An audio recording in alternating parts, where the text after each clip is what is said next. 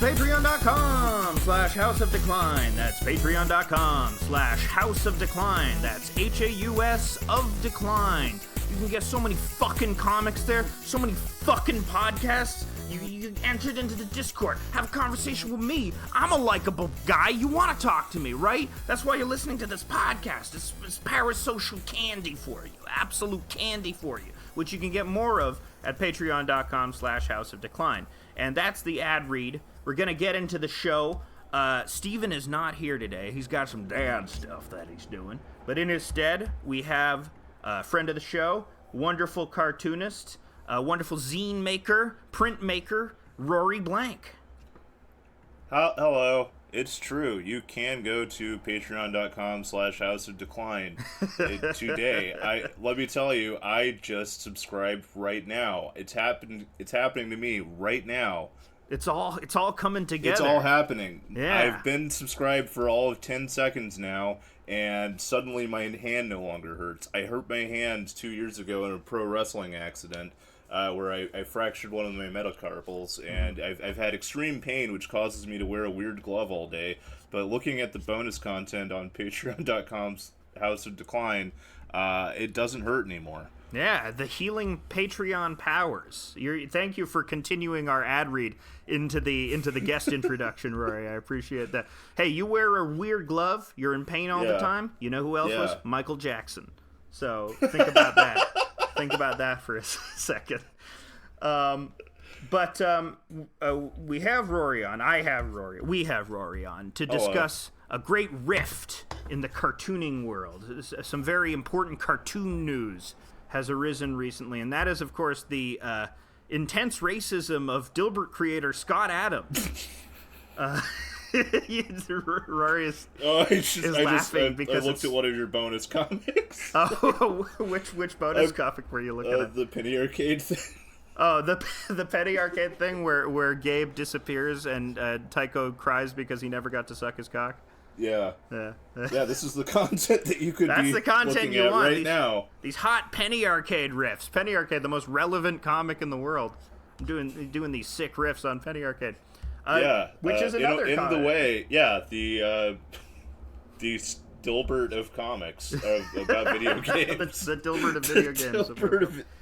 I liked the first one, the Dilbert of comics. It is because Dilbert isn't really a comic. It's more of just a set of still images where a strange libertarian guy's thoughts are transliterated directly into a easy to draw dog.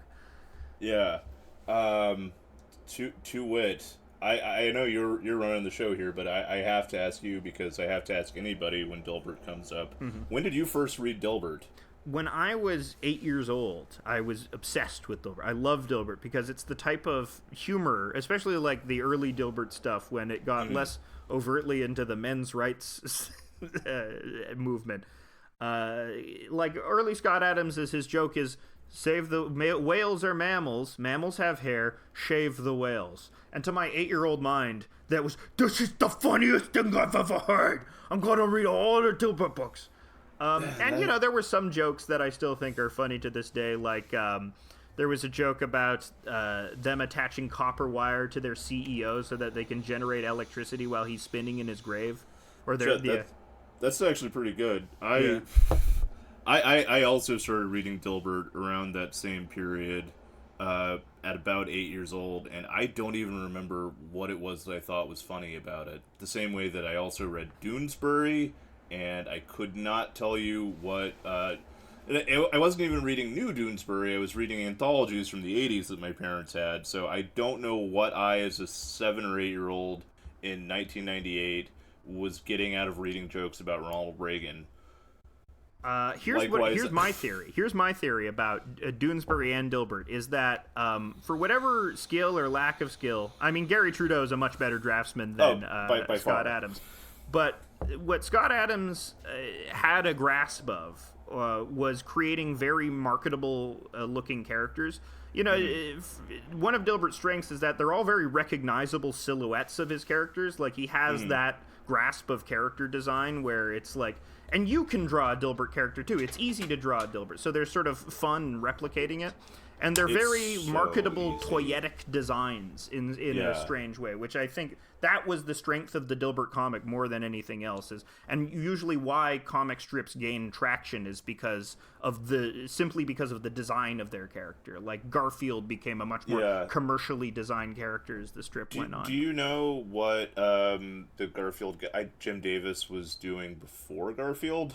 Yeah, he Initially, had like it was Norm a strip Nat? about bugs. Yeah.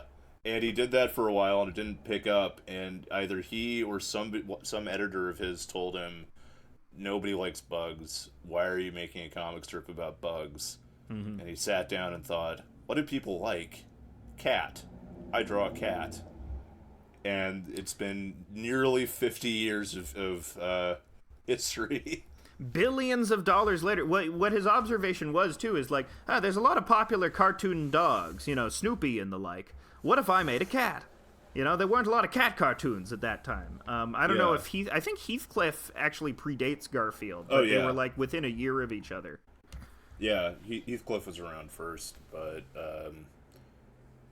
Heathcliff also just exists in its own strange pocket world where they're wild Heathcliff partisans who are passionate about it, and also the great subculture online of people doing Heathcliff edits.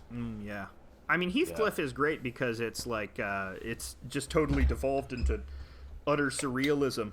Yeah, that's why I think I really like. I don't know if you've seen like Heathcliff with helmets or plus helmets. Yeah, I the real delight for me with those is that I had not read Heathcliff in years. And I think since I was a child, and you think these are sort of strange, and then you find out that stuff that's in Heathcliff, like the ape that runs around with a trash can, the garbage ape, yes, yeah, the garbage ape, that's just real. I thought that was that seems like a Gen Z kid joke that they would make a ape that runs around with a trash can. Mm-hmm. No, that's just Heathcliff as is. Yeah, you don't even need to make the edits. It was already bizarre and ideas that don't really connect to one another, and like stuff just happens, and there's no explanation or fanfare or build up. Things just happen the way they do in the world, So in a way, Heathcliff has a strange verisimilitude. Heathcliff posits that the world is chaos, and you just have to live with the constant uncertainty that you could die at any moment, that a giant ape could run at you with a trash can at any moment. You have to live in the world as is. One must imagine Heathcliff happy. The thing, okay, so Scott Adams too is that. Back to Dilbert, it's interesting that it appeals to children, or that for some reason I see a lot of my peers too would read Dilbert comics that was funny to them. Yeah, I think I just liked Talking Dog. I liked that there were problematic Eastern European people who lived in mud. The Elbonians, yes. The Elbonians. I mostly just my stepdad worked an office job, so I thought, like, if I read this comic, I will understand office. I will be like my stepdad. I will be adult because I read Dilbert. I understand Dilbert. He have job funny. Actually, you know what else got me into Dilbert? The surprisingly good Dilbert animated series. Yeah, that's. I was already reading the strip when the show came out, and I remember being excited about the show. And the show is baffling. Yeah, it was made by Larry Charles of Seinfeld fame, and it's much more his baby than Scott. Yeah. It's much more his sense of humor, which is much sort of darker and more nihilistic and more like openly critical of systems than Scott Adams' sense of humor. It's making me realize right now, like, I think what I thought Dilbert was, and what a lot of people thought Dilbert was in the 90s, because it came around like the same time, like it preceded it, but it was around the same period as like stuff like Office Space, which is the quintessential like working in an office sucks movie. Yeah. And I think that's what people thought Dilbert was, and the longer it kept going, and the more Scott Adams started writing business books, the more it became clear that No, actually, he thinks that like working in an office is good. He just thinks that anybody who has any kind of like job superiority to him is a moron. Yes. And he should be in charge. I think Dilbert the cartoon is what people thought Dilbert was. Mm-hmm. Like it was an actual criticism of the backwards corporate world versus what it eventually what Dilbert inevitably is. It's a support for the corporate world. In his book, 7 Years of Highly Defective People, which is a compilation of Dilbert strips, he gives little notes, little annotations to some of the strips. And one always stuck in my mind as like a 9-year-old guy where he says, I love capitalism even though it creates more losers than it does winners, which is a thing that he says directly. And this was in 1997 before he sort of went really off the rails. There's a theory about Scott Adams. He had this condition called vocal dystonia, I think it's called.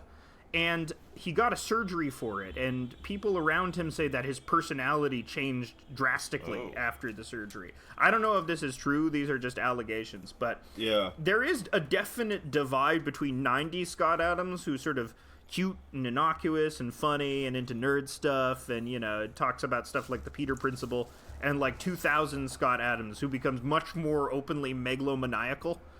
You know, he has his house that's shaped like Dilbert.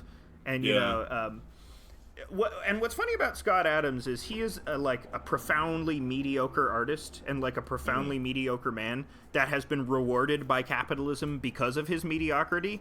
You know, because his thing is not specific and because it doesn't really criticize the status quo in any significant way, it becomes accepted en masse. And he spent years, you know, trying to like, he secretly knows how mediocre he is, and he's trying to explain his success because capitalism cannot be flawed. Capitalism rewarded me. It must be a meritocracy, so I must be talented. And so then he comes up with stuff like in Win Bigly, his Donald Trump book, you know, his talent stack theory.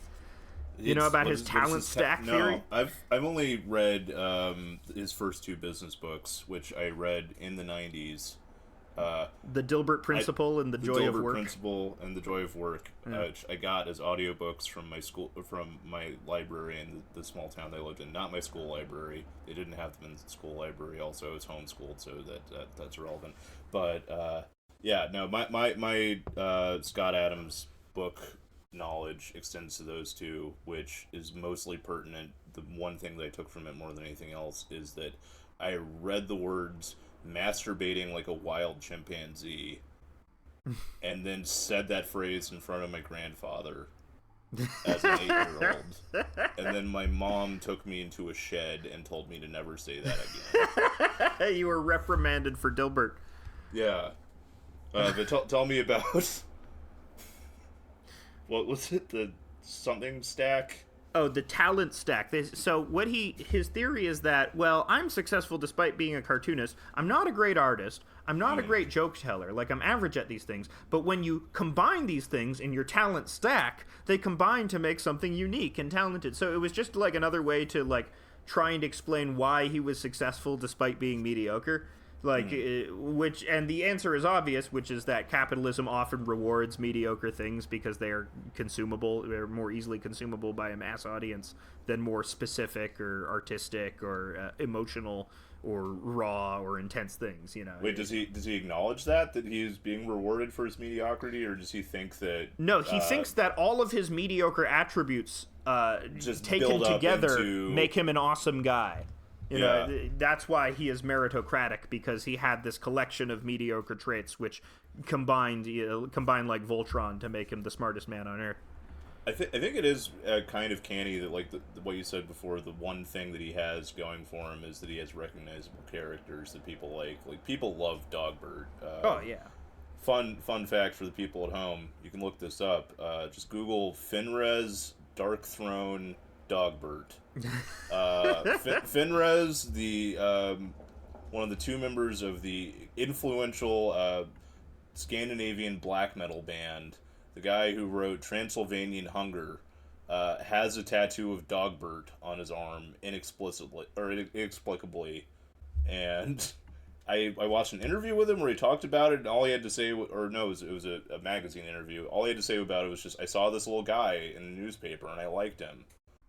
We're Yeah. talking about one of the most evil. He's not really evil. Well, One no, of the Dogbert is pioneers. evil. Dogbert No, is I mean Finrez. Finrez is like one of the least problematic, or only non-problematic people in that phase of black metal music. yeah. But a guy who's a pioneer of this crushing kind of music that is impenetrable and evil and spooky, and he's got a tattoo on his forearm of a little dog with glasses. Little Dogbert. Well, Dogbert's a great and Little dog what's guy. funny about Dogbert too is he's Scott Adams' self-insert character. Scott Adams sees himself as Dogbert. He's even egg-shaped, like Scott Adams is egg-shaped. And Dogbert, we should have seen his Scott Adams' megalomaniacal qualities a bit earlier, because his self-insert character is a megalomaniacal little dog who is constantly correcting people and is smarter than everybody else. Yeah, I think that's also part of why. I'm starting to believe that Scott Adams, or I do sort of believe that Scott Adams was always like this. It's that people thought that he identified with Dilbert as being like a put upon mid-level guy who's kind of aimless, and it has to contend with like a psychopath dog, a incompetent boss, and that he was, because he's the everyman character. Yeah, I think he's people the thought powerless that, everyman. Yeah. but no, clearly Scott Adams thinks of himself as being Dogbert. Yeah. And Yeah, always Scott did. Adams isn't Dilbert in the street. He wasn't even an engineer. People think that he was an engineer, but he never was an wasn't? engineer. Yeah, he worked at did he do? in like customer service positions in Pacific Bell Oh god. and other stuff like that. He wasn't Yeah. in any sort of technical job. So flash Damn it. forward. That is fucking me up, because my stepdad was a computer engineer and he read Dilbert, and I think that was it, because like he thought like, this is a comic strip about me. I'm the guy who goes to the office to touch a computer in the 90s when that made you a wizard. No, he isn't even. He's an aspiring engineer, because what Scott Adams seems to prize more than anything else is like the idea of rational or objective knowledge. Like in terms of philosophy, like he is a textbook example of the over application of scientism. Scientism, of course, being the epistemological theory that science and math and other forms of quote-unquote objective knowledge are the best ways of knowing and the only ways of knowing, and should be to the exclusion of all other ways of knowing, i.e. social sciences or history or emotional reasoning or anything like that. And while science is good at explaining a great many things, it can't explain policy. It can't help us guide policy. I mean, sometimes it can. But, it is not the answer to everything. Have you seen Full Metal Alchemist, Scott? I think you should watch Full Metal Alchemist, because it really deals with a lot of this stuff. This sort of idea that there is better and more objective knowledge keeps getting reproduced in his brain. Over the course of time, he becomes sort of a men's rights activist as well. Like, women kicked him, and the same reason that there is an anti-feminist qualities among these scientism guys is because of the idea that they're naturally more emotional and irrational, so they're always bringing you down with their goddamn emotions, which I think is the seed of a lot of his antipathy towards women. Also, he keeps getting divorced. He doesn't seem to know how to love in any significant way. So that might be also causing it. But he made big waves when he predicted that Trump would win the election. He called himself a persuasion expert and a hypnosis expert. These are things that he is potentially has expertise in, or at least credits himself with having expertise in. Claimed that he cured his inability to speak by hypnotizing himself. Yeah, but that's not even true. Yeah. He got surgery. He got a lobotomy for it. Oh. Yeah. Yeah. I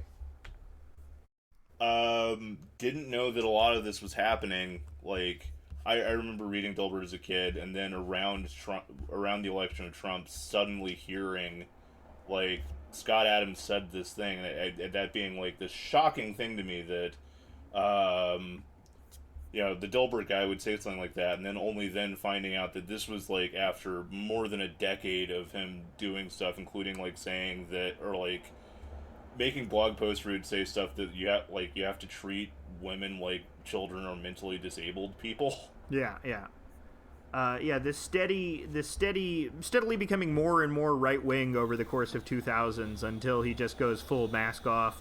But he doesn't even go mask off. He still insists that he's a centrist or liberal, even though obviously not. But well, you know that half of them do. Yeah, that's a common ploy with people, because it's one, maybe they genuinely believe that, but two, they're intentionally or unintentionally moving or trying to move the window of what is acceptable centrism. So gradually he just becomes more and more extremely right wing, and it's finally come to a head. Just last week, I think on Monday of last week, he was doing his usual coffee with Scott Adams, sit down Monday morning podcast or whatever. And then in response to a Rasmussen poll, where it said that 50% of black people don't agree with the statement, it's okay to be white. Yeah. Which, of course, the statement, it's okay to be white, is like all lives matter. It's a bullshit, nonsense statement that's designed to take away from the actual societal issue that is at play. Yeah, so, I mean, it's okay to be white specifically, was a phrase that was engineered by people on 4chan with the intention. I've met some sincere, all lives matter people who think that they're saying something, genuinely accepting and good. Yeah. It's a stupid phrase, but, they think that. The phrase "it's okay to be white" explicitly was started as a racist psyop, because it's supposed to fundamentally be insinuating that some people say it's not okay to be white. Yeah. The leftists think it's not okay to be white. Yeah. And so, it's obviously, to anyone who, thinks about any sort of deeper context of the phrase, it's a bullshit phrase. And still 50% of African-Americans... More than 50%. Yeah, more agree with it because, on its face, oh, it's okay to be white? Yeah, sure, that's fine, whatever, yeah. It's 53%, and he decided that, the fact that close to half of them said, no, that phrase sucks, means that half of them are themselves racist. Yes, he said that black people are and he said that black people in America are tantamount to a hate group, and you should separate yourselves. White people should separate themselves. He was literally advocating for segregation. Yeah. And he said, I moved to a neighborhood where I wouldn't have to deal with so many of them. And it's he's trying to pedal back on all of these overtly racist and unambiguously racist sentiments. And it's crazy to see him still push the line of this was misinterpreted. This direct quote in context was misinterpreted. So he's been doing that because these statements were unpopular enough to get Dilbert shit-canned from a lot of a lot of the newspapers that it was still published in. It's also crazy to think that there are newspapers that still publish strips and that pay syndicates for their strips. That's still an economy that's dominated by a bunch of old geezers, but it's still there to some degree. I wonder how many people are picking up the Palookaville Post just to read, I don't know, reruns of For Better or For Worse. I wonder if that how much money is being made off of these comic syndicates still going, or what. I don't know who still reads newspapers other than my grandmother. I guess that's who it's for, alive. Right? Yeah. But no. Actually, she doesn't even read normal newspapers. She just reads the Weekly World News, and then will tell you about an exciting story she read in it at face value. Which also, speaking of which, if we're going to give credit to Scott Adams for saying that Trump would win, you also have to give the same credit to my grandmother, who also, the last time I think I saw her in person, because she lives on the other side of the country, just looked at me out of nowhere and said, I don't think America is going to elect Hillary Clinton. People hate her. Yeah, she was right, yeah. I mean, if you were looking for any one reason why Trump got elected, it's because they were fielding a historically unpopular and unfit candidate on the other side. Yeah, so, I mean, also, I think you could also just as easily make a claim there that maybe my grandmother should write Dilbert. Yeah, she at least has the same amount of political knowledge that Scott Adams has, at least the same instinct that he has. Yeah, I think maybe it's because of reading tabloids that puts you more in touch with the id of America. Yeah. And gives you the power to innately understand this stuff. I think most people who actually read newspapers at this point are just doing it as a force of habit. Mm-hmm. rather than, and so to that end, it's mostly like people who like live in big cities. Like I couldn't even. My city has a newspaper, and I couldn't even tell you where you would pick up a copy of it if you don't have a subscription. Like, the only newspapers that I think are, like, still have a readership are the ones where the readers understand how important it is to give money to it, like the Wall Street Journal or Financial Times. They understand that this resource is necessary for the functioning of our business economy, so we have to keep paying for it. But other than that, you know, like, who's paying for entertainment? You don't need to pay for entertainment anymore. You can get thousands of hours for free. So this has all led me to, you know, I'm fascinated with Scott Adams. He's such an interesting figure. And for those of us who are trying to make it as cartoonists, you see someone who is, like, as profoundly mediocre as this guy make millions of dollars in an economy that doesn't exist anymore. And you're sort of filled with a strange mix of jealousy and anger and desire for revenge. At least I am. You know? Yeah. That I mostly just like, I guess I don't feel jealous towards him because I don't really want to be in a newspaper. Yeah. I guess on paper there's something where you could say that I guess I envy the level of success that he has at all for how shitty he is, but more than anything I just think he has a very punchable face. Yeah. He's just a gross nerd that you want to stuff into a locker. He single-handedly makes a good case for bringing back bullying nerds. Yeah. We should give him an atomic wedgie. A guy that deserves an atomic wedgie more than anything else. I but fucking maybe hate his little wide glasses. we should have seen the signs of Scott Adams' racism earlier. Because in 2002 and 2004, in keeping with his extended megalomaniacal upswing, he writes 2 books. One is called God's Debris, and this is the book that he thinks he will be known for. This is his legacy. This is his big thing. And God's Debris is about, it's a thought experiment where God collides with himself or something and then creates a pattern outwards. It's very sort of dry and philosophical and like college day. What if we're all seeing different colors, man? So I didn't want to read that one. Not to be confused with God's Debris, the book about how God restored his foreskin over the course of about a year with increasingly heavy weights and a small Nerf bullet that was placed directly on the glands to give something to press against during the process of foreskin restoration. To restore the foreskin, Yeah. I'm just picturing like foreskin restoration on TLC, and they're doing like trading spaces, but for foreskins. Did God himself have a foreskin so large that he himself could not cut it? Man, I just remembered when the force, as somebody who's been online forever, and like just found that one guy's website by accident as an 11-year-old, when the foreskin restoration guy was on How To with John Wilson. Like, I stood up and clapped. Yeah. Because it was just like, yeah, there's that guy! There's that guy that fucked me up when I was 12 because I saw his weird dick. Yeah. Made it! When you first discover an incredibly specific person and it later gets referenced in mass culture is always a very jarring thing. Because I was there before you guys knew anything about him.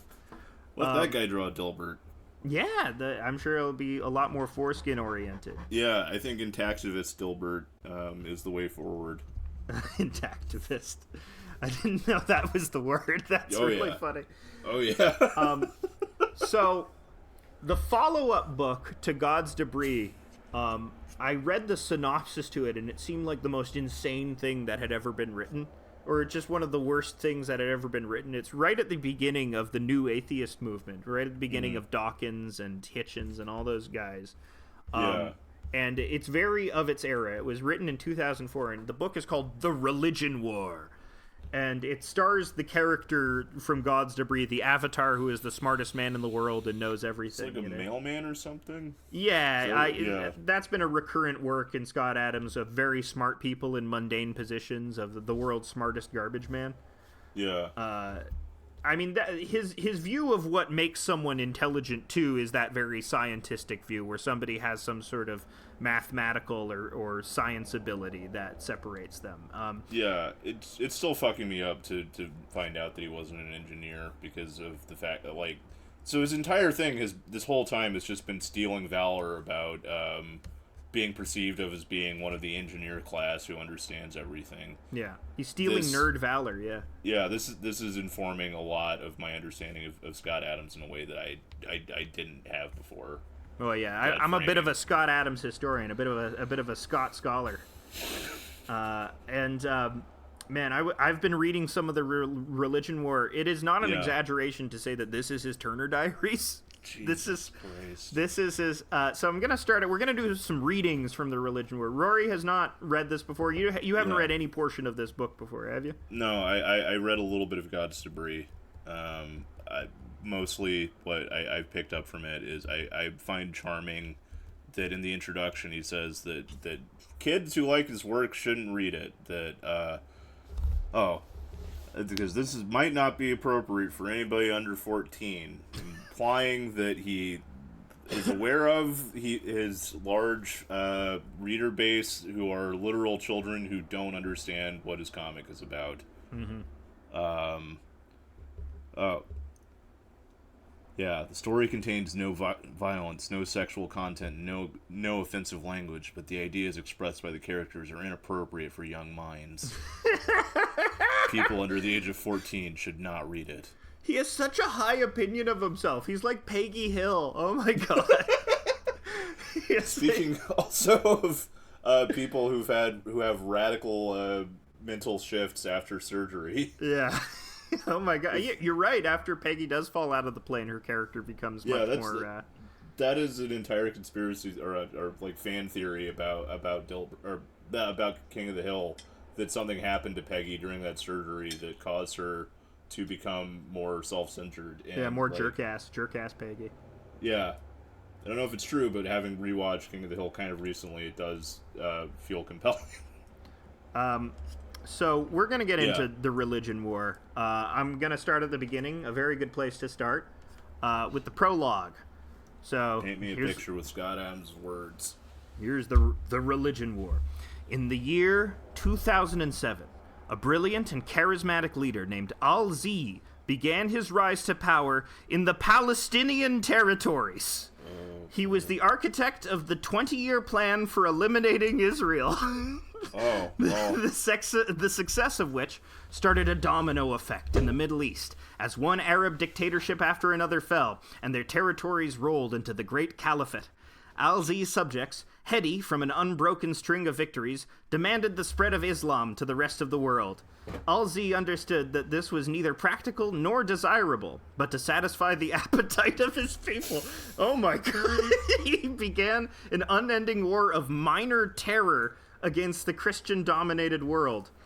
The attacks were calculated to be large enough to look like progress, yet small enough to avoid provoking all-out war.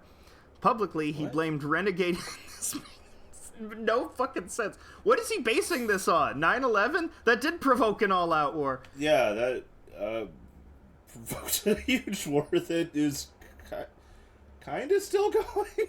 Yeah. Maybe. But yeah, it's also funny because, like, this pictures a Christian-dominated world. Yeah. And at the time of 2004, evangelical Christendom was a big political motivator. Like, George W. Bush invaded Iraq because he thought Gog and Magog were there, right? Yeah. But what's funny is that over time, that has only that's like 35% of the base of the GOP now. The evangelical Christian political vote has waned significantly, and in its place was sort of like entertainment Republicans like Trump and Adams himself.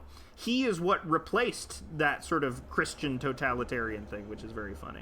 I'm just hung up on the attacks being small enough that they don't like get people to fight back. What is this guy doing? Like going into people's houses and just very quietly sawing the beams out until, like, one house at a time, the houses collapse. Yeah, all the terrorists are painting fake tunnels on the walls of cliffs.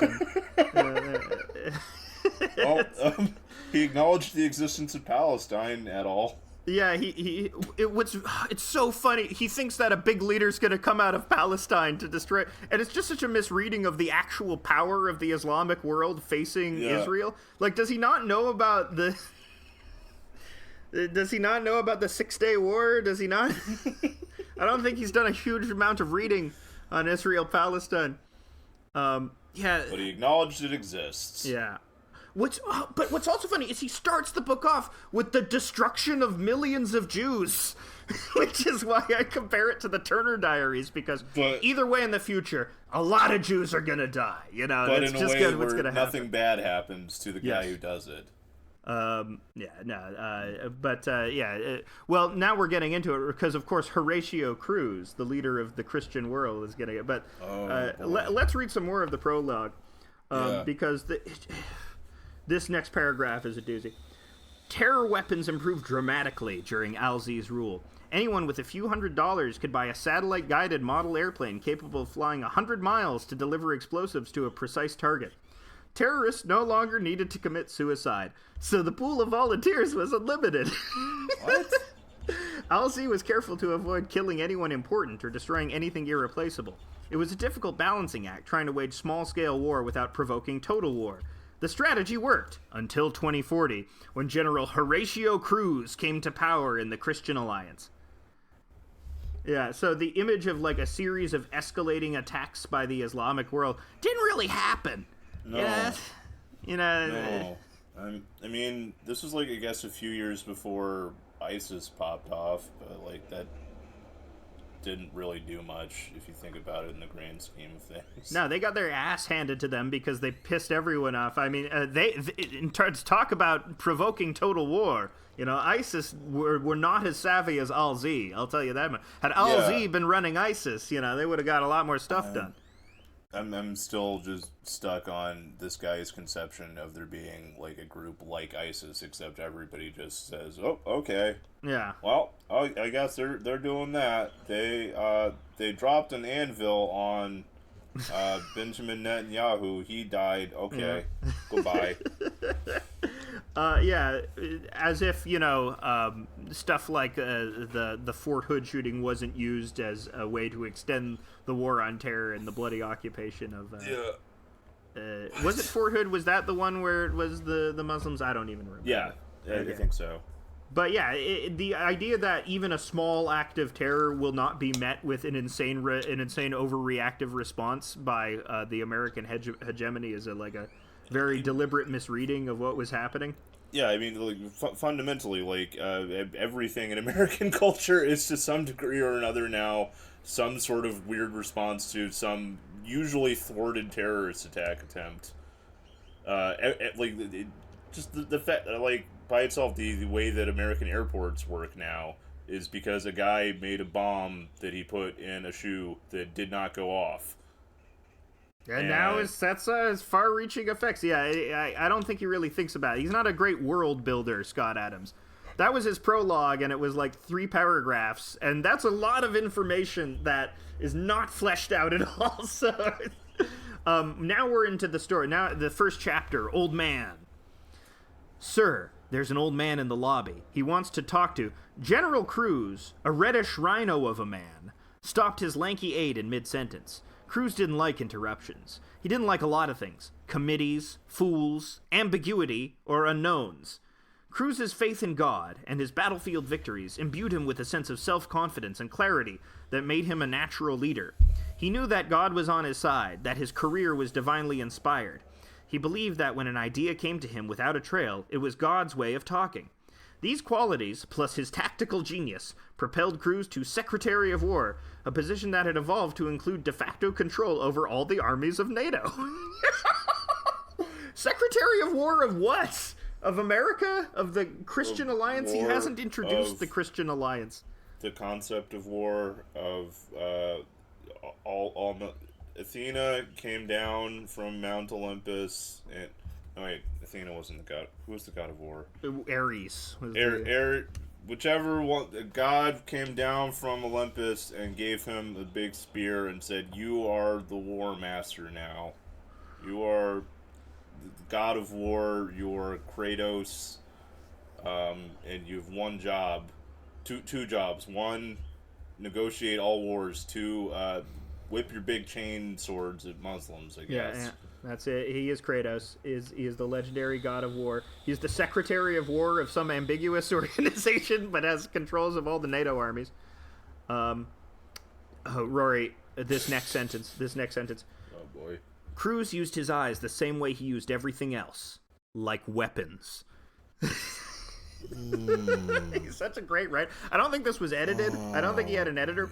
Also, earlier in the phrase, he says, General Cruz, a reddish rhino of a man. Keep that format in mind, because he goes back to that sentence a lot. A reddish rhino. Not of a man specific. I'll get into it later. I will say that puts him a step above, famously in Ben Shapiro's thriller novel True Allegiance. He refers repeatedly to the main character as being a bear of a man. A big bear of a man, yeah. A big bear of a man. Of the blank of a man thing is that I want to see if I can find it, because like 3 paragraphs later he says he uses the same descriptor for another character. Specifically being a red rhino? No, he calls himself like a lanky baboon of a man, but he keeps saying it of a man as well. Yeah, just different animals. Yeah, that's how you compare it. I just meant that is still a step above Ben Shapiro, because he also used an adjective aside from the animal shape.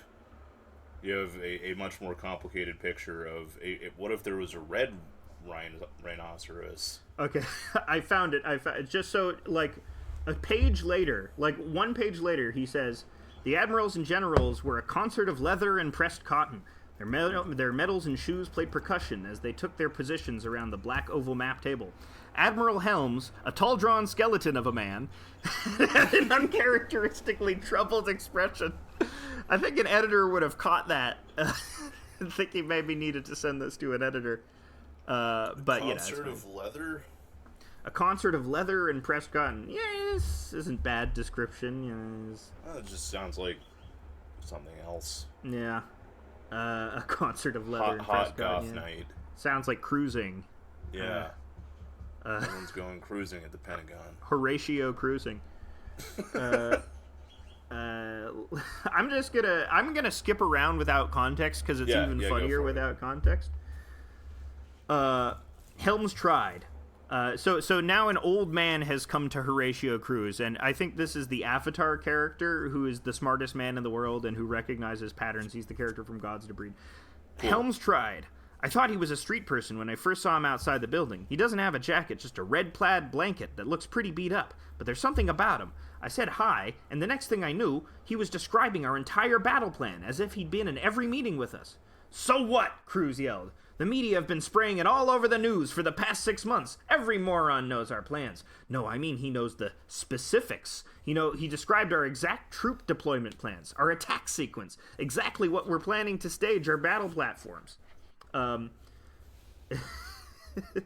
The battle platforms are gigantic aircraft carrier, but they're like 100 times the size of an aircraft carrier, and they have missiles on them. Does he get into mech shit in this? Not in any interesting way.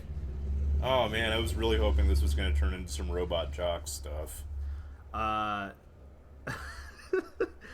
want to skip forward to another passage that I read, one called the GIC, because these are a lot of his predictions about the media of the future, and this is his Brave New World, but it's the religion war Brave New World.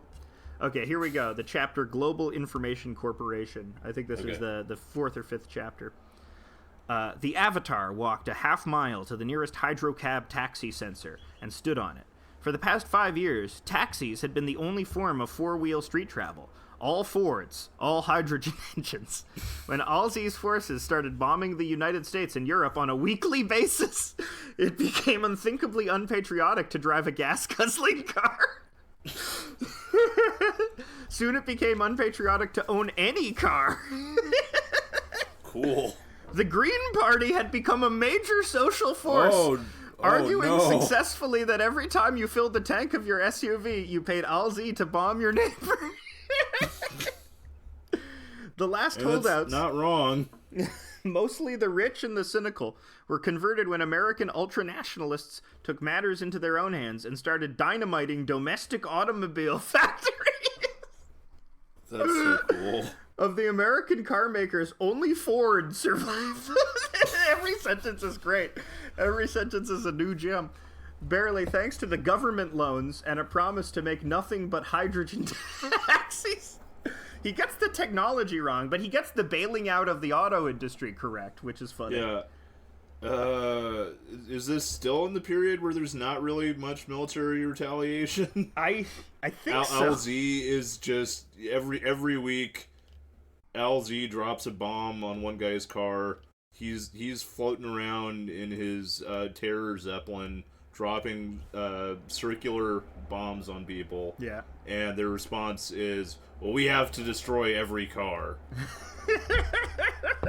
As opposed to the entirety of the build up to in the early days of the war in Iraq, where there were people in the streets chanting "No blood for oil" and bringing up the amount of money that the Saudi government gets from oil, and the general American response was, "Fuck you! I'm going to buy a Hummer." Yeah, I mean, it was buying a Hummer, too, but also the idea, like, on the right-wing side, yeah, we're invading them so that we can get their oil and make it cheaper. Yeah. It just doesn't make any sense.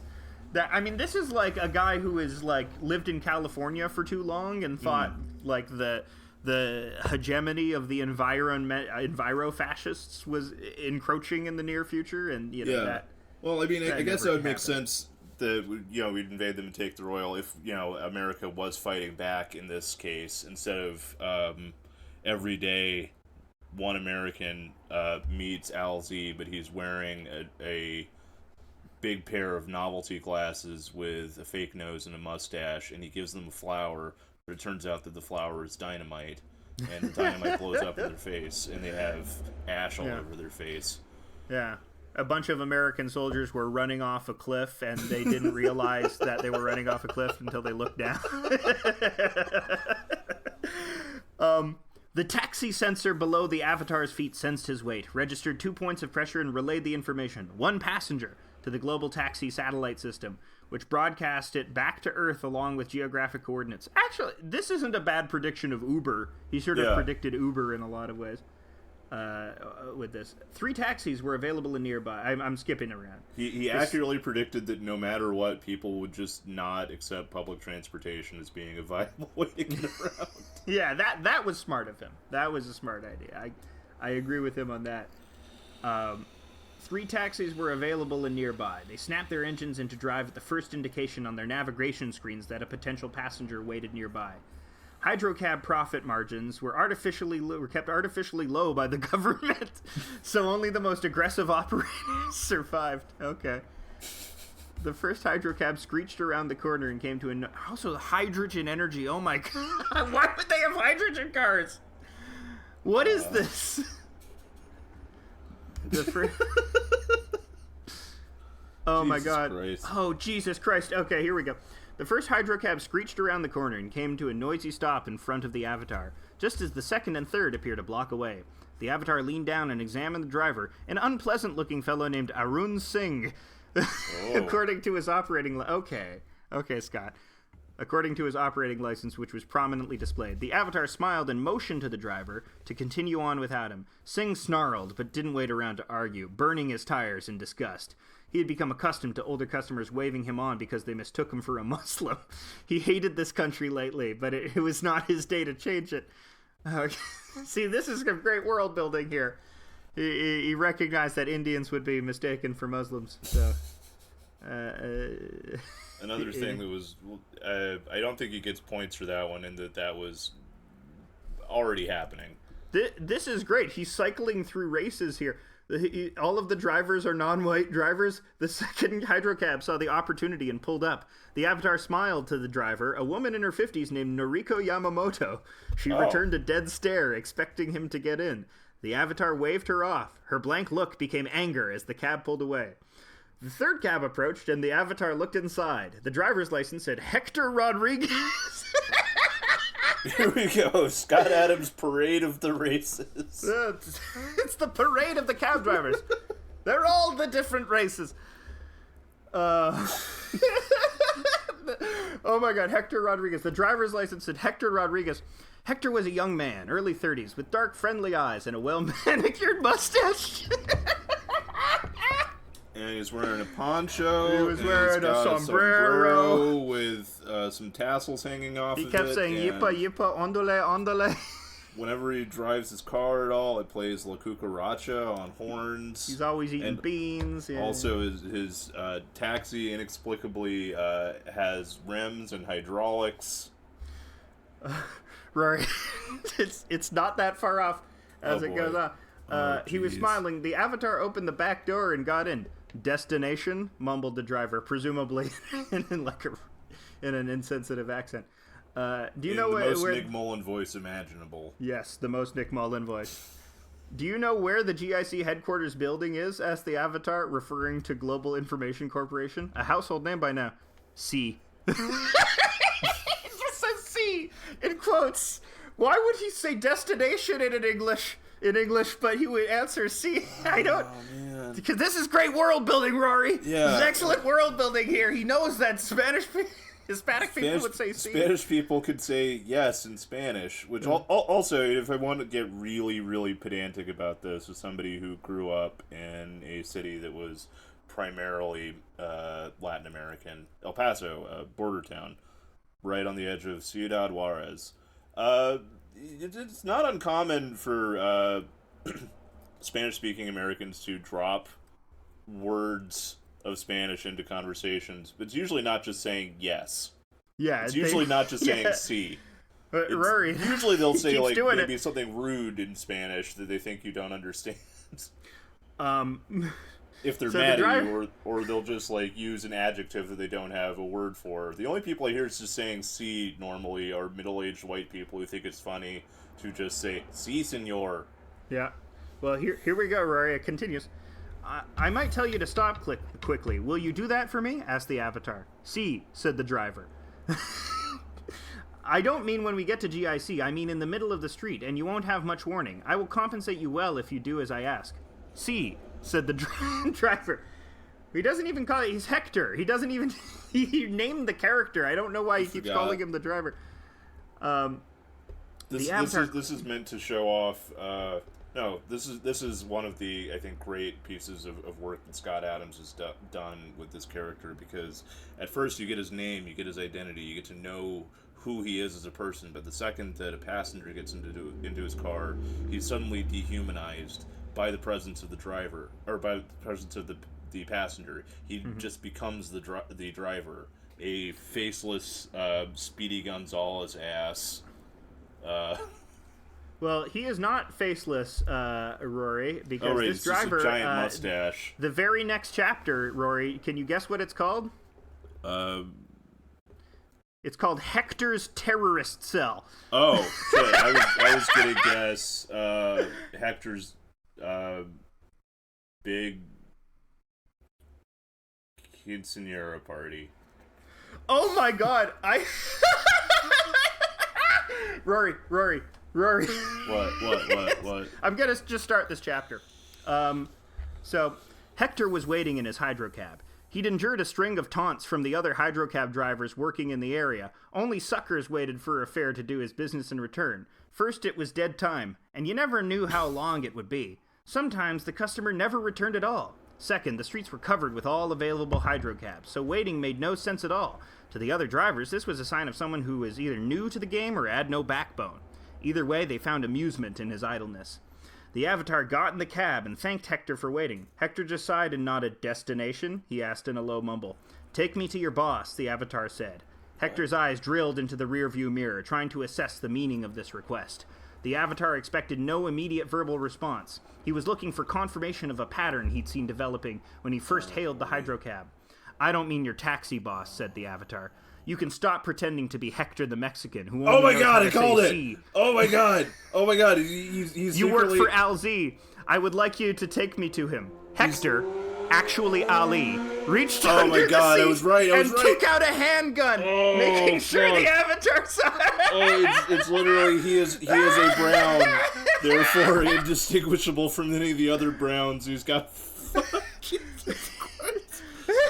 Oh fuck! Straight up, this is a reverse triple R. Instead of a guy posing as a Muslim in order to infiltrate, now it's a guy. It's a guy posing as a Mexican. Dude, straight up, there was like a 2-year period where I didn't have a state ID card because I'd been homeless and I couldn't like renew it because I didn't have an address. And when I went to the DMV to try to sort it out one time, they told me they needed a bunch of forms, and I asked what for, and their explanation was, well, how do we know that you're not an Al-Qaeda member who got in from Mexico? Here it is. I mean, you are not a particularly Arab-looking person. No. But you know. But holy shit! There it is. This is the thing. I did the person at the DMV who wouldn't give me a license read the religion war. Rory, I'm continuing. Yeah. How do you know this, old man? Ali asked, no longer hiding an Arabic accent. Oh, fucking hell. I assume that Al-Z is monitoring the comings and goings at the major military sites, looking for intelligence. The hydrocabs operate outside the security perimeter, and there are so many of them, they draw no attention. And most of the drivers are dark-skinned men, so you wouldn't draw attention. Oh my god! You know what? I think we should have seen the whole segregation thing coming. Yeah, it's Scott Adams' point with this that we have to also kick all the Mexicans out of America because they could secretly be Arabs. He's doing it. What's so funny is his protagonist, the Avatar, is the smartest person in the world who recognizes patterns and everything, and now his big pattern recognition thing is racial profiling. Yeah, he is like. Yeah, just the scene at the beginning of Terminator where, like, you see Terminator's eyes scanning the scene. But it's different. It's just races. It's different. He's identifying which race they are. So box pops up that says Mexican, Arab, Indian. Little color chart pops down. I mean, how did you know that I was the one, Ali said, miffed that his cover was so easily penetrated. You fit the profile. Male, mid-30s, dark skin. And you were the only one who tried to look friendly. No hydrocab driver tries to be friendly, said the Avatar. Ali smiled at his man. He really hates cab drivers, I guess. Yeah, he had a lot of bad cab driver forgot also that the main character's name was the Avatar. I'm reading Snow Crash, and I thought maybe it was just like the beginning of Snow Crash when Hero is just being called the Deliberator. I thought maybe this was just like a stylistic choice. Well, I should also tell you, in case you plan to stay on this assignment, that even a Mexican who has only been in the country for 10 minutes knows how to say yes in English. The si senor business was over the top. I did not say senor, Ali protested. Oh my god, this is amazing. I can't believe you wrote this. I can't believe anyone sat down and wrote this and like, this is a finished product. This is a good idea. Oh my god. This whole thing is fundamentally about him being a California guy and being annoyed about taking cabs in California. Don't you know how they're all dark-skinned? Don't you notice how all your cab drivers are dark? Jesus Christ. I'm just gonna, like the I Ching, I think we can root around. You can just root around randomly and select any random paragraph, and it will be a jewel of information. Yeah, keep going. Here we go. I've skipped forward a little. We're still in the chapter Hector's terrorist cell. He's not. I guess they couldn't reveal his name was Ali in the title. It's Ali's terrorist cell. Yeah, that's how you know Scott Adams is a master. Inside the terminal, the Avatar studied the destination information for all the flights, looking for patterns. He's always looking for patterns. It's about patterns, you know, it's all about pattern recognition. Yeah, that's how it is when you're an engineer like Scott Adams. But that's actually because his idea of intelligence, his idea of what makes the smartest person in the world is limited to pattern recognition, which is a very interesting thing because that's also what IQ tests use to determine like some sort of objective intelligence, even though IQ tests like were largely debunked as nonsense. Yeah. Many times over, people like this still rely on them and still use them because they feel that pattern recognition by itself is the only thing that really determines intelligence. So Scott Adams has now created a guy who is the best at pattern recognition and thus the smartest person in the universe. AKA Scott Adams. Yeah, Recognized the pattern of less than half of all black people surveyed by a right-wing polling organization said that a phrase is not okay, therefore all black people are terrorists. This is the pattern, you know. He first recognized it because of all the male pattern baldness. Bald joke. Take that, Scott Adams. You're bald. I don't have my cell phone on me to do the ham horn. The Avatar's mind cycled through unrelated facts about each city, feeling for patterns. Distances, number of terrorist attacks, counterterrorism arrests, friendly governments, arms dealers. On the ground? The Avatar considered all of those patterns and more, scanning each city, pausing to meditate on what bubbled to the top. Cairo, Tehran, Riyadh, Khartoum. There it was, Khartoum, a city that didn't show up on any map 5 years ago. Now it had an international airport. It was the center of commerce for the Arab. He invented an Arab city. That also just magicked its way into the world. Yeah. Alzi secretly just had guys sneaking off into the desert at night, putting it on one brick at a time until suddenly there's a giant city. He predicted Neom. He actually predicted Neom. So there you go. Maybe Scott Adams is good at pattern recognition. He knew the Arab world's ability to use a lot of... Fuck it. I think this is something that someone said on Trash Future. Making a city that's just a 5/1. Yeah. The entire 5/1 city. There are other stuff in the future. There's not in the future, I should say. There was one that there was a passage of this which I found earlier, which was about an argument between a Frenchman and the Avatar. I want to see if I can go back to find it. I think it comes before. What kind of race science can we do about the French now? Well, what was especially bizarre about it is the Frenchman was supporting the Muslims. The Frenchman was saying stuff in support of the Muslims, which I don't know if Scott Adams has ever met a French guy, but generally they're not the biggest fans of Islam. No, they love Islam. That's why they keep trying to draw the Prophet Muhammad, because he's their favorite guy, and they want to put a picture of him on the fridge. Avatar flies to Kadum. No, here it is. Avatar flies to Kadum. It's on the Kadum. Kadum, yeah. How is that spelled? Qadum. Kadum. Kadum. Yeah, I think it's supposed to be like Khartoum, but it's not Khartoum. It's Kadum, or like Mount Doom. It has Doom in it, so you know it's bad. That's what I'm zeroing in on. That's my pattern recognition ability. Sounding an alarm. This is a word with the word doom inside of it. Okay, this next paragraph rules. So, the Avatar settled into his business class seat, collecting suspicious glances from the other travelers who noticed his ragged clothing. A 40-year-old banker arranged himself in the next seat, attending to his little pillow and his carry-on luggage, and handing his jacket to the flight attendant while ordering a Jack Daniels on the rocks. He was a big man, Boston-grown, Ivy League education. A glance at the Avatar in his ragged clothes convinced the banker that it might be a long flight. A French auto executive, early 50s, dropped his briefcase and newspaper in the seat next to the banker, hunted for some overhead storage, and handed his jacket to a flight attendant. As the plane taxied down the runway, the Avatar meditated, while the banker and the auto executive sipped their drinks. The Frenchman harumphed at the front page of the paper, hoping to engage the banker and ultimately enrich the world with the magic and beauty of his opinions, but the banker wasn't having it. "Stupid war," said the Frenchman, trying harder to engage the banker. "No one wins," said the banker, trying to end the conversation with a comment that offered no traction.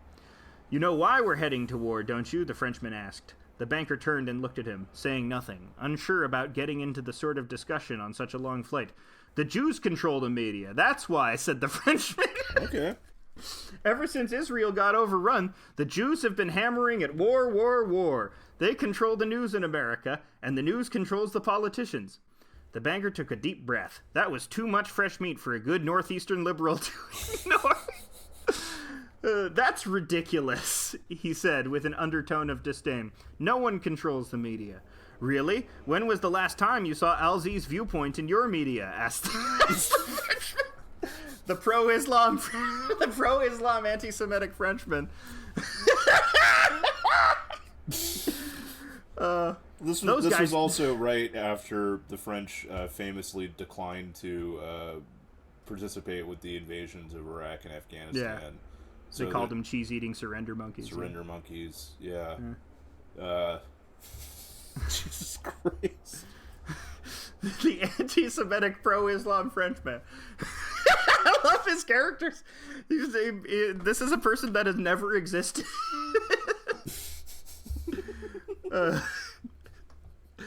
Oh, man.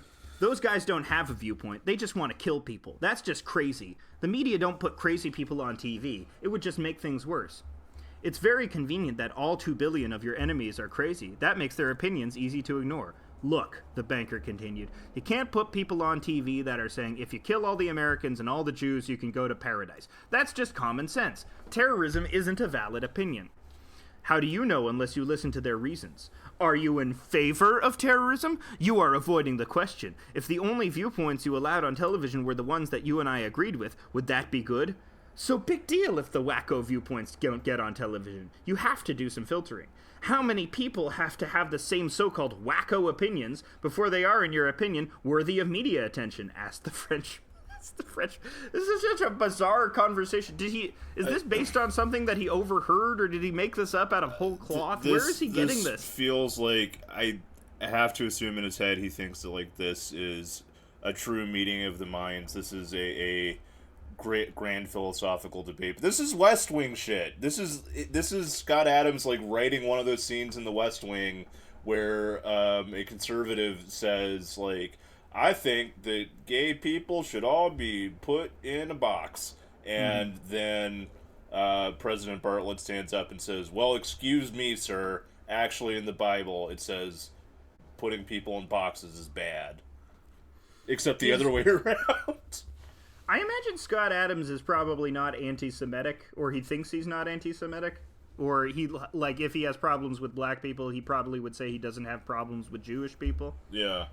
That hasn't really seemed to come out in his work, and he seems to be overtly defending the Jews or using Jews as sort of a political pawn, as they're often used, in order to achieve his own atheist machinations. Yeah, I mean, that is precedent with the new atheist movement. Like, I'm sure did you watch Religulous?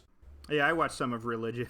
Yeah, I watched Religulous, yeah. And the movie that was supposed to be Bill Maher takes down all the religions, but, like, definitely seems to be treating Israel with kid gloves. Yeah, because the underlying point of the whole thing is always just, but Muslims are more bad than all of the other bad religions.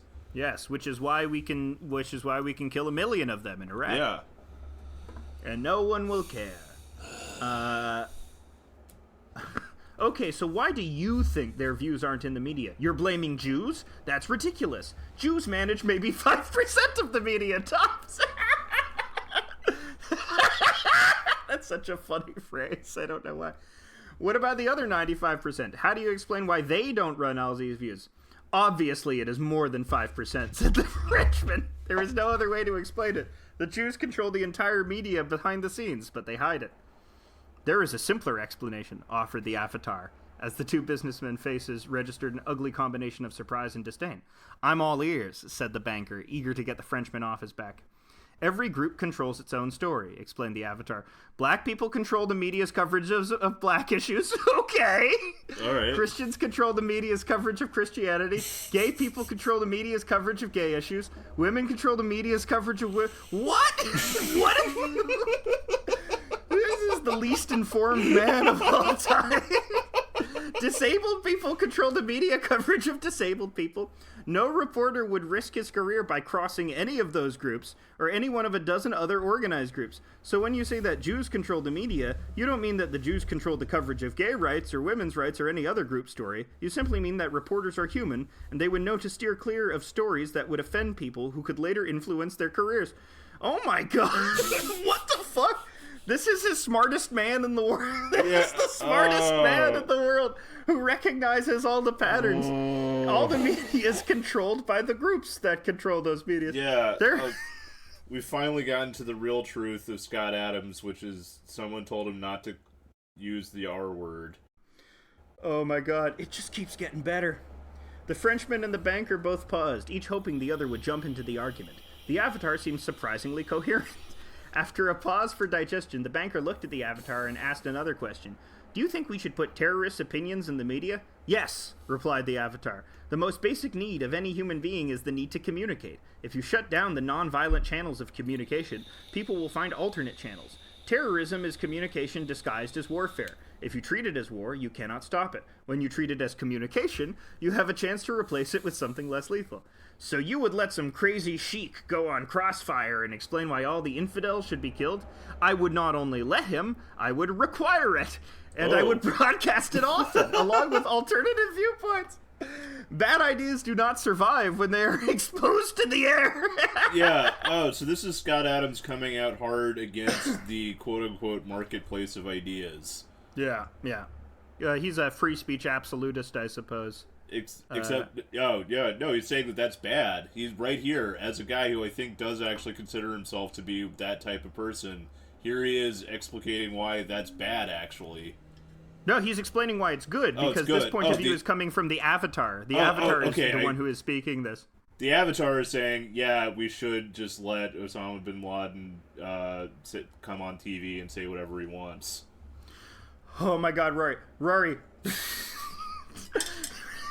Let me get this straight, said the banker. Let's say you have one Muslim and one Jew on television arguing over who should own Jerusalem. The Muslim claims that God gave that land to the Muslims. The Jews say that God gave it to the Jews. How the hell does that sort of debate help anything? The Avatar says, there is a third view that must be added to the mix whenever the two views are expressed. You must include a scientist who can explain the notion of location is absurd.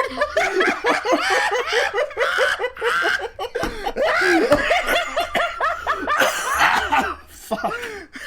Oh my god, I choked on my spit. You must include a scientist. The problem with Israel-Palestine is they need a scientist. If Netanyahu airdropped in Stephen Hawking.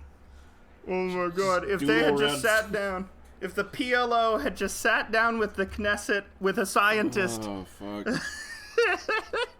Educated people know that in a universe where all planets are moving and spinning, there is no such thing as a holy place, because location is only meaningful as a relationship to fixed objects. What? It makes no fucking sense. In our universe, nothing is fixed. Everything is continually moving. Certainly, an omnipotent God would know there could be no such thing as a holy place. Jesus Christ. He's using logic. You see where he's using logic. Oh boy. I got nothing. Jesus Christ. Here we go. Perhaps the dirt and rocks could be holy, some would argue, but if so, then we can find a way to share the dirt. Put it in trucks and drive it to anyone who wants some holy dirt. There we go. All, we are talking about a desert. I am confident there is enough dirt for everyone. Here we go. Listen, you desert-delling, dirt-clawed farmers, you fucking backwards assholes. Such disdain. Right here, Scott Adams has solved the Israeli-Palestinian conflict. And it's give everyone one of those little bottles with like a little tiny beach in it. You know, like a little tiny beach ball. Yeah. Yeah, but just with dirt from Jerusalem. You know, I think he's onto something here. I think that would be delightful. It wouldn't give people their homes back, but it would be a nice little trinket. This book is so fucking good. Every new sentence is a delight. A delight of just this delusional racism and self-importance. So he's now in the Middle Eastern city of Khartoum. Okay, finally we're here. The chapter Avatar meets Al-Z. Kadum looked like any other Middle Eastern city, an undisciplined symphony of traffic, buildings, markets, and people, with a mix of modern steel and local construction materials. But a mile beneath the surface lived a second city, the home of Alzi. He lives in an underground bunker, a city-sized underground bunker. Like the Osama bin Laden like Mount Doom chart. Do you remember seeing that? Did you see that during the War on Terror period? There was this chart that, like, I think U.S. officials were showing of, like, what they thought, I think Osama bin Laden lived in, which was, like, imagine you hollowed out an entire mountain and put, like, a 4-story house inside of it. Yeah. Ridiculous stuff that, that was put in the imagination of people because they needed to imagine terrorists were, like, supervillains. They had many more resources and, like, many more evil genius machination plans than they actually had. Not only did this guy, like, I guess, inflate a city, like just a giant bouncy castle of a city that just appeared in the desert overnight, but he also, without anybody noticing, managed to tunnel underneath it enough to construct a second parallel city. He's doing Evangelion. But he constructed Neo Tokyo, an underground city. No, if he can do that, I think that the terrorists are right. If you can successfully build an entire city and a second sub-city underneath it, then you are technologically advanced enough that I think you probably should be in charge of stuff. I just like how he described it as a typical Arab city as undisciplined, and he's just instantly saying, oh, it's backward shithole. Yeah, backward shithole where everything is falling apart and also has a yellow filter on it, just like I've seen on TV. I'm sure there will be shots of a camel and random ululating that happens in the background. Here we go. Here's the Avatar's meeting with Alzi. The meeting with LZ. Actually, I'm gonna skip ahead. This part's a little boring. Let's move on to. I was expecting this to be the true meeting of the minds, where the Avatar meets his dark self. Okay, actually, no, it's pretty good. Oh. Let's keep going. Let's keep going with the Avatar. No one spoke as his handlers guided the Avatar to a pillow in the middle of the group facing Alces. They're on pillows. Yeah, because they're on the ground. They're not on chairs because they're Arabs. Don't understand chairs. They don't have chairs. No. The Avatar sat and studied the face of the world's most dangerous terrorist, according to Christians, and the right hand of God, according to 2 billion Muslims. The Avatar felt his chemistry changing and marveled at the power of Alzi's charisma. There was something about his eyes, his face, his posture, and his confidence, such that without uttering a word, he could alter your body chemistry. He used chemistry twice. You need an editor on this book, Scott. You needed someone to edit this. He could alter your body chemistry, make you want to believe him, want to please him. The Avatar was not unaffected, but he recognized it for the illusion that it was. Oh, so he's working in his hypnosis mastery stuff into this. This is This is a guy who's a mind master like Scott Adams who can hypnotize people. Yeah, he's got persuasion ability. This is the Scott Adams Avatar. Yeah, Scott Adams is LZ, and the LZ looks exactly like Dogbert, which is what they're not saying in this book. But brown. Yes, he's brown. He's brown Dogbert.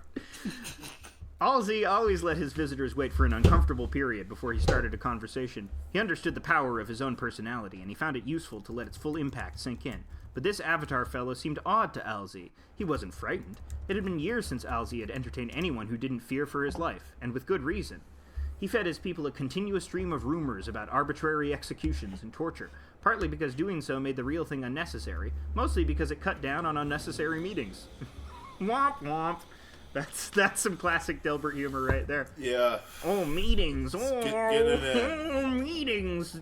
My boss is an individual. You know, in Dilbert, he called people individuals. Yeah, that was a whole section in the Dilbert Principle, I think. Yeah. You know what's funny? It's in the Dilbert Principle is based on the Peter Principle, which is the idea that you are promoted to the level of your incompetence. Yeah. And for some reason, Scott Adams thinks he's immune from that. Like, he doesn't think that he was promoted to the level of his incompetence. He's like, I must have been rewarded because, capitalism only rewards the meritocratic. So, I should be here. Alzi was a practical man who used violence when he felt God would approve, to better the lives of his people. Toughness was often necessary to preserve order in the Great Caliphate, but when the appearance of toughness worked just as well, Alzi preferred it. Most people would break under the pressure of Alzi's silent stare and start babbling. The Avatar just looked and waited for an invitation. Alzi was puzzled at first, then competitive, not wanting to be the first to talk. But he also had a full schedule that day. Better to get this over with, he figured, since it was more of a curiosity meeting than a useful one. I hear that you know more war plans, he said, in perfect English, through a tight-lipped smile. Is that true? Yes. How can you be so sure that you have it right? I wasn't sure until you invited me here, said the Avatar. Alzi laughed. His 5 advisors were quick to pick up on the cue and laugh too. Each one conscious that there could be consequences for laughing overly long or not enough. The laughter was disturbing. It was great. You know you won't be leaving here alive, don't you? Asked Alzi, anxious to intimidate his guest. I can see why you would feel that way, said the Avatar. That wasn't the reaction Alzi wanted. He was looking for some fear, maybe pleading and bargaining. His face turned stern and cold. Tell me how you found out our war plans. I will be happy to tell you. In return, may I ask you one question? The advisors shifted and mumbled to each other. No one ever negotiated with Alzi. It wasn't clear if the Avatar was brave or crazy. Alzi stared at the Avatar with a strictness that would feel like punishment to anyone else. Seeing it had no effect, Alzi smiled. The old man amused him. It had been so long since anyone had spoken to him like a peer that it struck him as funny. Yes, you may ask me one question later, he said. Very good, thank you, said the Avatar. Now about your war plans. You're wondering if someone leaked them to me. The answer is no. I deduced them. And how does one deduce so accurately? I assumed you came to your current position by intelligence and not luck. Then I asked myself what I would do in your position. The infidel generals are obviously asking the same question. The infidel generals. Why is it that you figured it out and they haven't? Asked Alzi.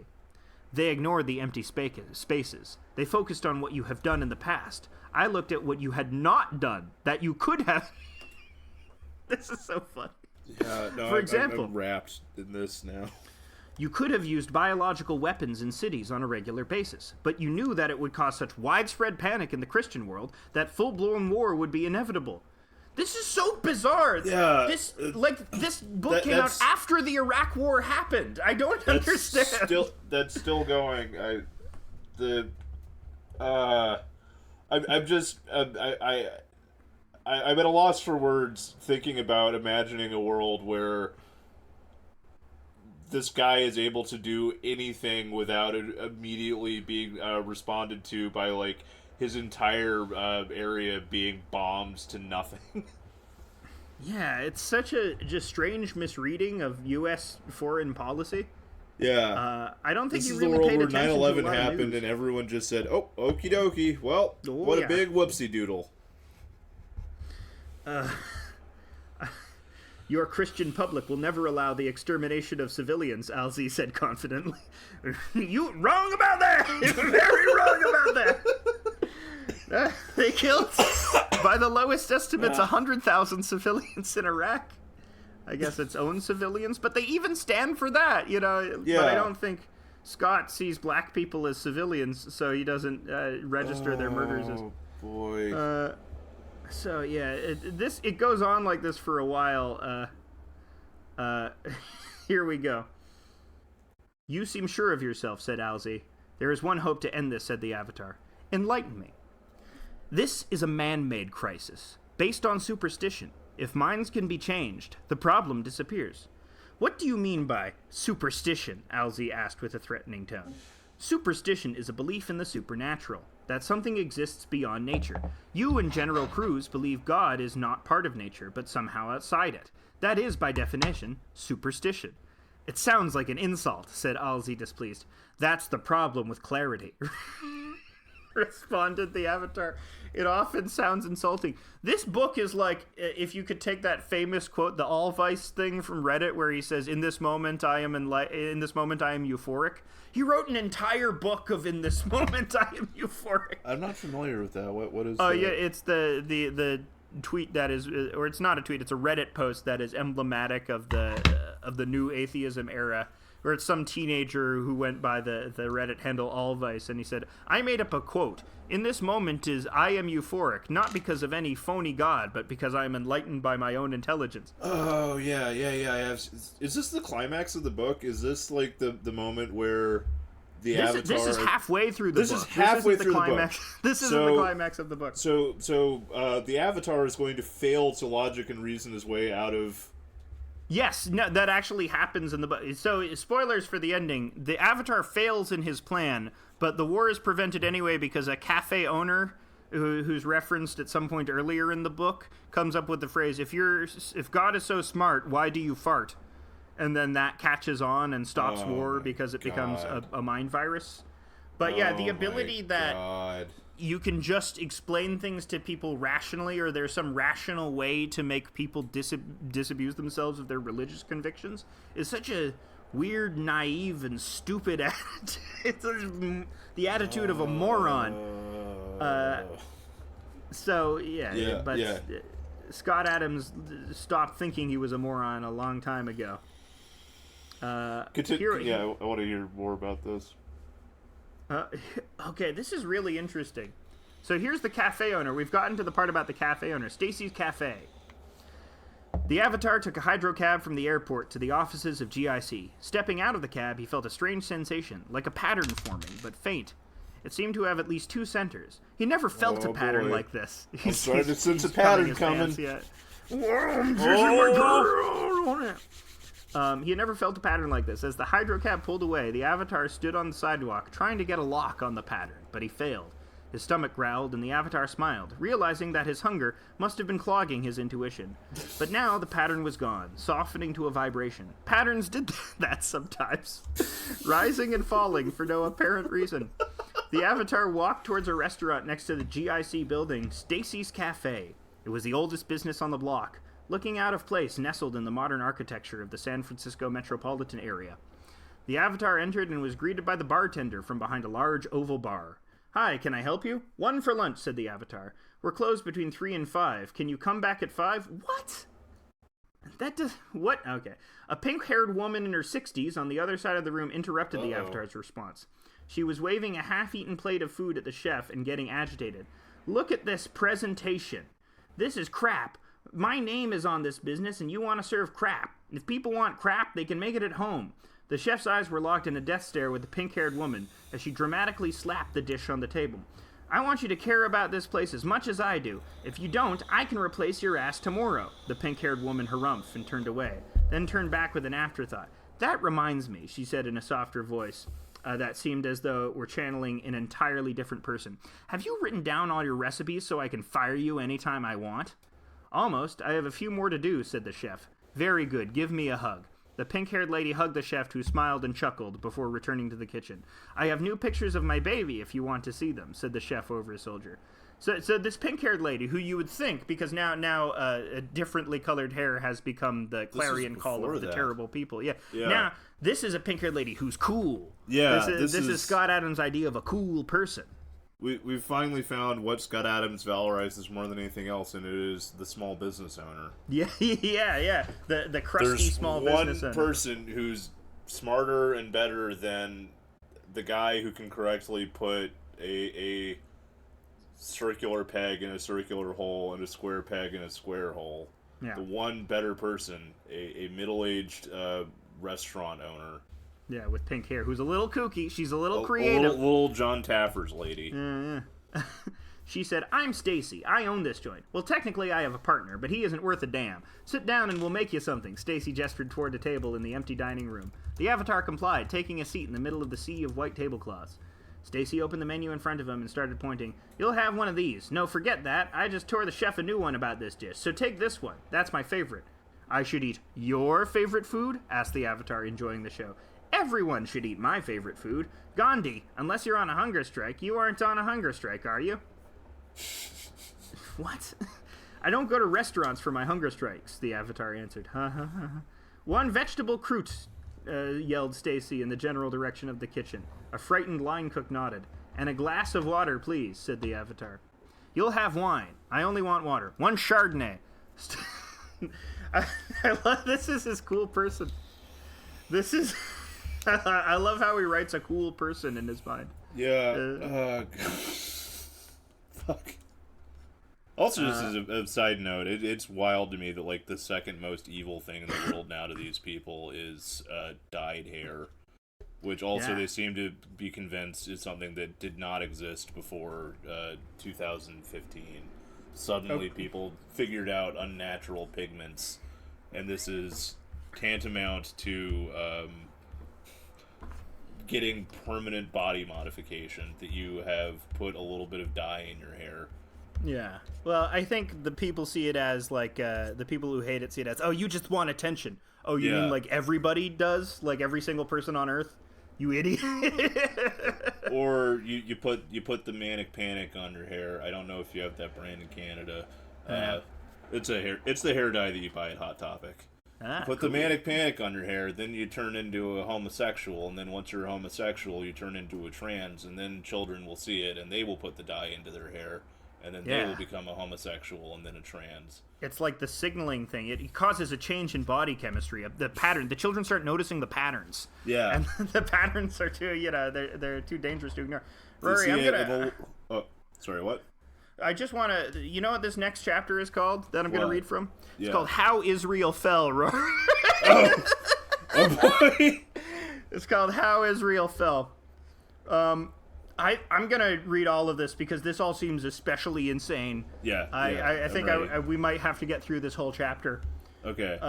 Because what a title. What a title already. He's filling in some backstory for Alzi here. Alzi enjoyed the daylight of Kadum, knowing it would be his last chance to feel the sun. His bodyguards cut a wide swath through the outdoor marketplace, staring down anyone who dared to look directly at their leader. Alzi made a point to stop at every other merchant stand and examine the goods. The bodyguards purchased merchandise on his behalf as a show of respect. It was good public relations. His mood was somber, weighed down by the thoughts of the upcoming war. He replayed in his mind the path of his life and wondered what he could have done differently. Alzi was educated in a madrasa, where he learned to be a believer. He was an exceptional student who had memorized every line of the Quran by the time he was 8 years old. When he was a teen, he was already active in the underground efforts to destroy Israel and overthrow the pro-Western dictators of the Arab countries. By the age of 19, he had become a protege of the most successful planner in Al-Qaeda. Cool. The planners. Cool. Yeah, of course, Al-Qaeda has many planners. That's a job that they have. And soon found himself running operations of his own with spectacular success. He wanted to become a martyr, but his partners in jihad recognized him as too valuable to waste. His most notable early success was the simultaneously assassination of President Kendall of the United States and Prime Minister Kent of the United Kingdom in 2010. Wait, this is still LZ who... LZ, yeah. So he both of them. He got both of them. Got both of them, and the UN is still just thinking, oh, whoopsie doodle. He killed Obama and Gordon Brown. The equivalents of... Everyone just kind of shrugged. It took 3 years of planning to place the tons of explosives. Wait, I thought LZ was planning to do little attacks that weren't supposed to provoke all out. Nobody cares. Why wouldn't the assassinations Nobody cares if you kill the president. Okay, it's fine. Yeah, it's fine. Yeah. It took 3 years of planning to place the tons of explosives under city blocks in both Washington, D.C. and London, so he did the Guy Fawkes route. Okay. And it took another year to create fake political fundraising events that would lure his targets to the traps at precisely the same times. What? After American Special Forces operating on a tip located and killed the leader of Al-Qaeda, Al-Z was the logical successor. Young, brilliant, and completely dedicated to the cause, he immediately put into place the Israel strategy, which was to become his springboard to complete control of the Middle East. The Israel strategy involved convincing the Palestinians to accept a disingenuous peace in return for international promises of massive reconstruction aid. They would wait, letting prosperity accomplish what terrorist attacks could not. What? What? What? I'm having trouble parsing this.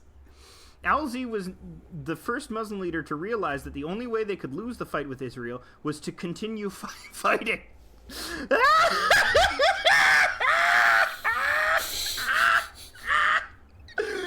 Oh my god. I'm getting lightheaded here. Yeah, I'm lost. Keep going. Peace meant inevitable victory. So it seems like, what? Alzey's reputation allowed him to preach patience to an impatient people. Oh my god! Jesus Christ. His credibility was unapproachable, so they made peace and waited. Demographics favored the Muslims, who were having children at 3 times the rate of the Jewish population. Oh my god! Thanks to financial inducements arranged by Alzey! By 2035, it was clear that Muslims were heading towards a voting majority in Israel. Oh. He's doing the great replacement for Israel. Yeah. Oh my god. Oh well, my I mean, God. I'll give him credit. I thought that it was going to be they stop fighting and then just start tunneling underneath every building and slowly chipping away at the foundation until all of the Israeli buildings just fall down. Yeah, the real one. It took 7 years for him to do the underground attack. The destabilization of infrastructure. The Israeli government hoped to solve the problem by restricting voting rights for non-Jews. Oh yeah, they've never... That's so outlandish. They would never do that. This was exactly what Alzey had foreseen. Israel was filled with and surrounded by a massive population of angry young men who preferred death to the apartheid and humiliation. Wow! He actually used the word apartheid, which is that's really interesting. Yeah, he didn't... Wow! The apartheid and humiliation they were being asked to accept. This is all over the place politically. Yeah. What's going on? I guess when you see yourself as like good. I think when you see yourself as like a neutral, objective observer, what he's trying to do is no, there are good things on both sides, which he's constantly making gestures towards that, but not actually accomplishing it because he has a completely incoherent worldview. I guess he has a coherent worldview, which is science. Science makes everything better. But it's not coming to a head with this prose, I gotta say. Yeah. After years of lying low, Alzey focused the anger of the majority, who were by then universally armed and working and living amongst the Jewish minority. The overrun lasted less than 2 days. It was mostly hand-to-hand fighting with knives, small arms, and homemade explosives. The military were helpless because the violence was everywhere at the same time, in every block, every street, every housing development. Human waves of martyrs stormed military bases. Over 1 million Muslims died that day, eventually exhausting the ammunition of the Israeli army and the armed Jewish civilians. With their superior they did that numbers. after also doing electoralism? Like, first they got an electoral majority and then just decided, fuck it, we're gonna kill them all anyway? Sure, yeah, that's... It's like the Nazis. It's like the Nazis, Rory. It's very similar to the Nazis. The Jewish Israeli house back after somebody from Brooklyn just showed up and said, "This is my house now." Is the same thing as being Adolf Hitler. To the rest of the world, it became known as the Second Holocaust, an unfathomable and black moment in history, dwarfing the first Holocaust in both scope and savagery. It happened so quickly that the world didn't know how to respond. Christ. By the end of the second day, there were so few Jews left in Israel that military intervention seemed useless. Oh my god. They killed all the Jews in 2 days! They killed all the Jews in 2 days! Oh my god. No. Countries condemned the atrocities in the strongest words, but they were only words. Yeah. Why wouldn't okay. they... Okay, yeah. Okay, they did this in public where, I mean, I guess maybe he thinks that there's some sort of comparison to the first Holocaust when that was happening. Most people didn't really know that was happening. So I guess, like, that's why America got away with, like, not directly intervening, is that, like, on paper we didn't know that people were being rounded up and put into camps and murdered. But, Alzey did it, and it's just, oh, whoops. Here go all the Jews. Well, this is sad. We feel sad about this now. Oh, no. A feeling of shame and helplessness gripped the Judeo-Christian world, plunging it into a collective mental depression and making it ripe for the rise of a man like General Horatio Cruz. Alzey's status as the architect of the victory over Israel grew to the enormous heights. He turned his influence against the pro-Western governments of the Arab countries. The corrupt leaders, as he called them, were soon deposed and replaced by Alzey's people. Alzey believed that his success was proof that Allah was on his side. He found it harder and harder to distinguish between his own opinions and those that were coming directly from Allah. Now the endgame was approaching. Peace with the Christian alliance was impossible, because his own citizens would kill him if he even suggested peace. The Muslims felt like winners, and they could only imagine that God would let them lose after letting them win for so long. Yeah, that is one of the most... It gets less extreme after this, but that is one of the craziest things I've ever seen written. It's just not... It's not a very good reading of the Israel situation. No. But the idea that, the Muslim world has any sort of power to match Israel, which has a fucking nuke. Yeah. Why wouldn't they just nuke them? I don't understand. Because Arabs got a voting majority first, so they could vote against being nuked, I guess. You're right. You're absolutely... Because when a country uses nuclear weapons, they all have to vote on it first. Yes, and it would be very easy, of course, for Arabs to get a voting majority in the Knesset. That would be practical. That would be possible. Yeah. Wow. Wow. I don't know if we're gonna get... Oh, here we go. No, I think we might get better than that. Here's the GIC bombing. The chapter that is called GIC bombing. And predicts drone and terror attacks. Wow, we've gone on for a really long time. This episode, we might have to cut this short because this is already like 2 hours long. Enough. I think we're going to stop this with the destruction of Israel. Yeah, okay. But Rory, thank you so much for being on. Thank you. I guess I need to read the rest. We got to read the entire religion war and report back on it. I might have you back to finish the completed book. Yeah. Some new select chapters from it. But this is I had a great time reading this incredible piece of shit. What might be the worst book ever written. It's not the worst book ever written, but it's in the running. Just like the dumbest speculative fiction of all time. A book where it seems to be putting itself forth as, like, clearly everything can be solved rationally, but the undercurrent of it is, but also you're a huge pussy if you don't respond militarily, because they're coming to take your stuff. And also the greatest power that anyone can have is being able to play Bejeweled. Yes. If you are rational, yeah. If you have a good mind for puzzles and patterns, you can solve this whole religion thing. If you're good at doing Sudoku, or as the Japanese call it, numbers place, you can be a mind god like Scott Adams. Right, there is no place. Place isn't a fixed position. Maybe you could take the Sudokus and like send them to people, but you can't have number place because there is no number place. Yeah. That actually was the original name of Sudoku. It took off in Japan as Sudoku after being called number place in American newspapers ignoring it. Yeah, but it's you needed to put that spin on it, so it was Japanese, so it was better. Yeah. Number place, that's just generic, but Sudoku, there's some shit attached to that. There's some real meaning. That is a powerful and mystical secret from the Orient. Sudoku. Yes, yeah. Rory, what are your plugs? What are you plugging? Oh boy! All right, so I always try to say this quickly because it's kind of confusing.